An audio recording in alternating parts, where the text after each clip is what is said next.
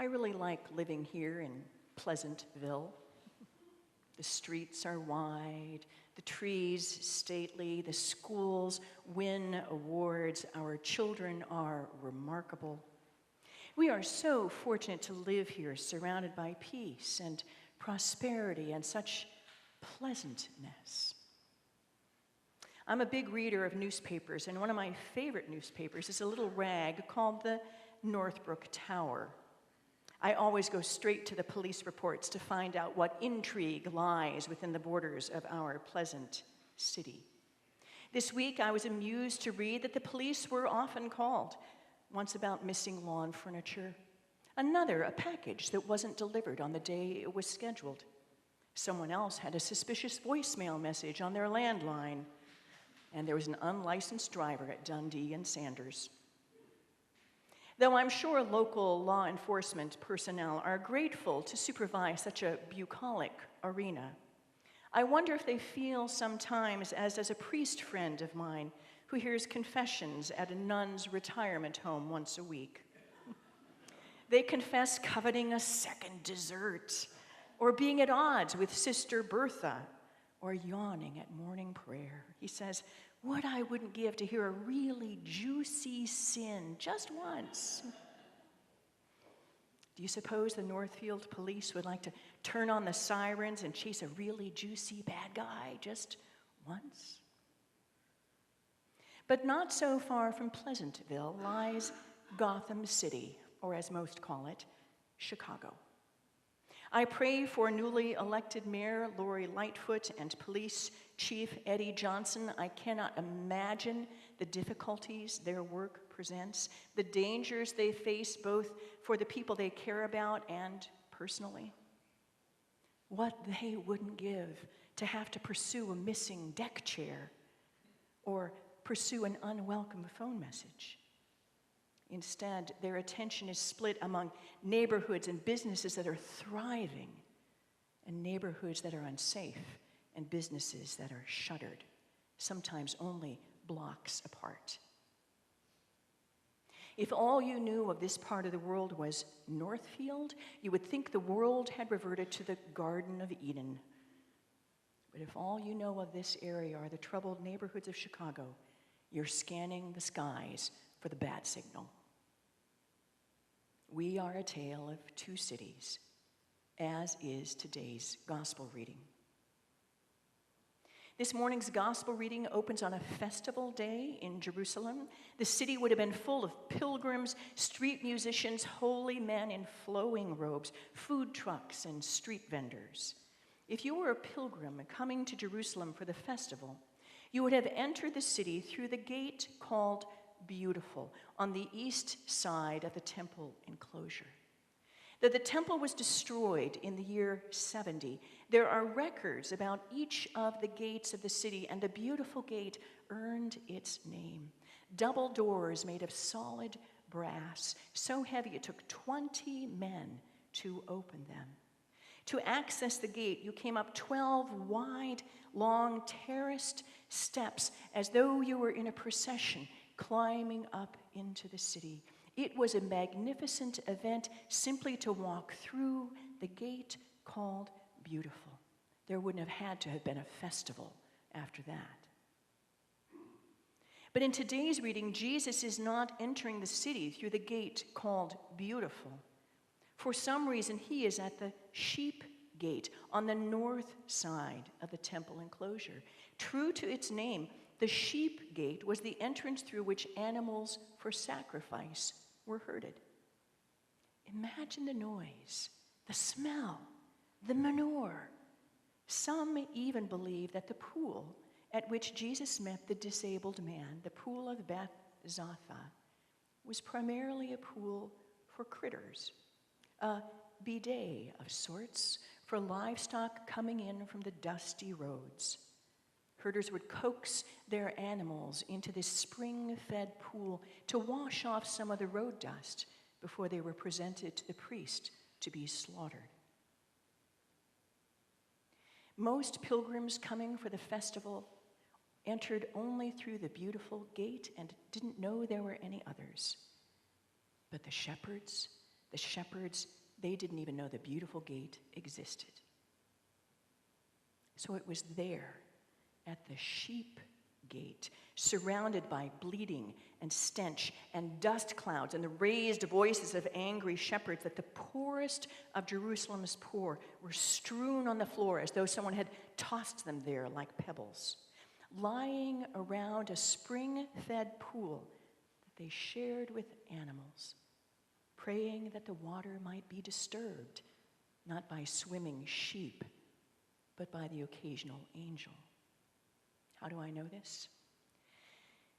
The verse about this long-shot method of being healed was not authenticated in early biblical manuscripts. So some manuscripts, including the one we typically use, dropped out the verse that would be numbered 4, the verse that tells us what all those people were doing at the pool.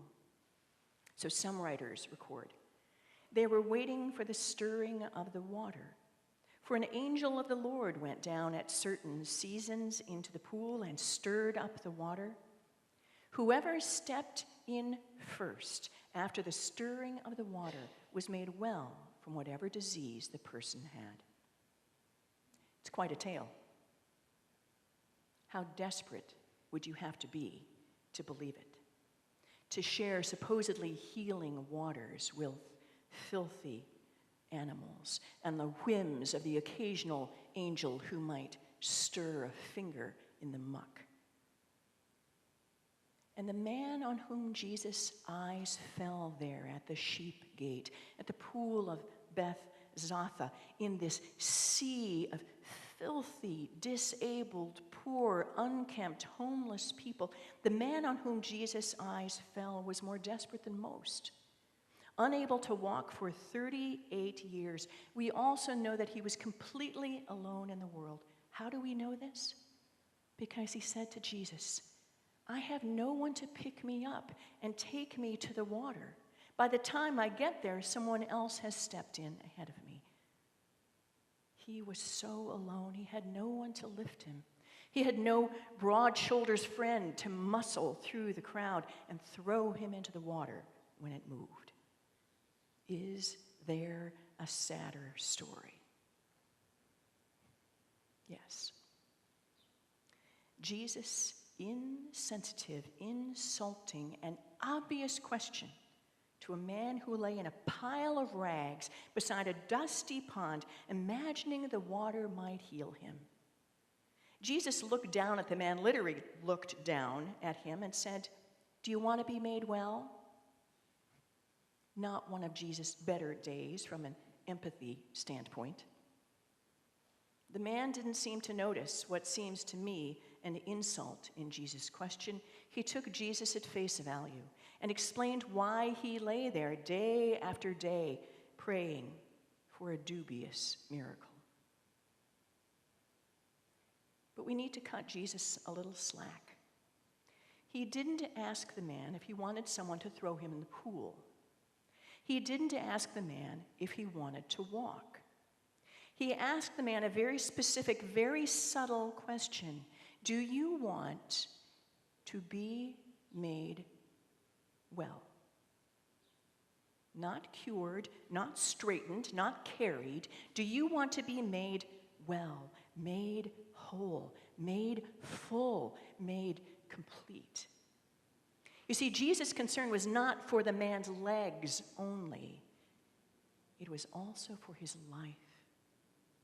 For the man to be whole meant not only that he would walk, but that he would be loved, that he would have a home to go to at the end of the day, a table under which to put his feet, friends to talk with at the close of the day, a place in the temple on festival days, and, when needed, strong arms to carry him.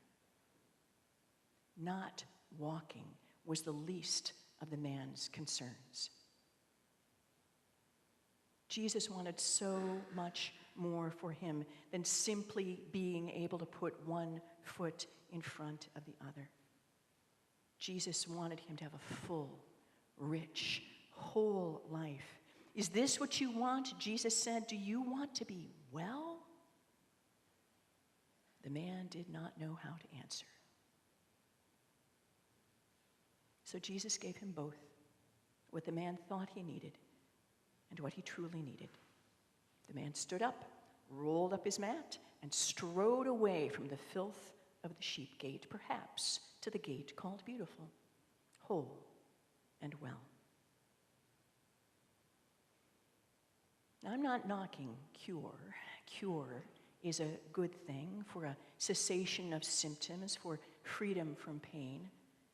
But to be healed, to be whole, to be well, that is a gift few of us even dare to ask. We would be happy for a single pain-free day. Imagine a meaning-filled life. And that's what Jesus offered the man lying at the sheep gate. This is what Jesus offers us. This weekend, Memorial Weekend, marks the beginning of what Chicago's new mayor calls summer violence season. I think she is not one to mince words. And though none dispute that gun violence rises in hot weather, they disagree about how to deal with it. In gospel terms, we disagree about what it means for the city to be simply cured and what it would mean for the city of Chicago to be well. Some think that all we need to do is remove guns, take them out of people's hands, out of people's homes, that is the answer. Well, it is part of an answer. But if Jesus were to stroll Chicago's streets asking, "Do you want to be made well?"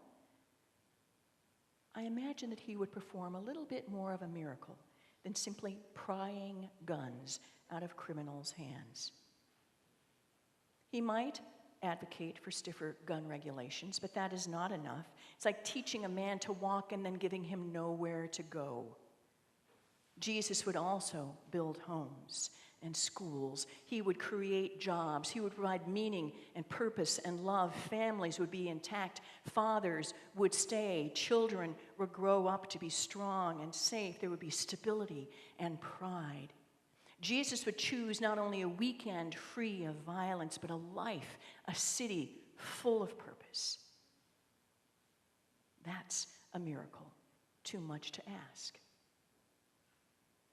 But on a more intimate level, I recently spoke with a man who has been dry for 29 years. Tom and I talked to this man yesterday at a burial here. 29 years without a drink, still attends AA meetings faithfully, but he wants to be so much more than dry. He wants to be alive. Abstaining from alcohol is not enough to have a full life. So he prays every morning. He described for us the pattern of his morning on his knees, filling his heart and his mind with beautiful thoughts. He meditates daily. He accompanies others on their journey through addiction, and he commits himself every day to forgiving and being grateful and not taking a drink.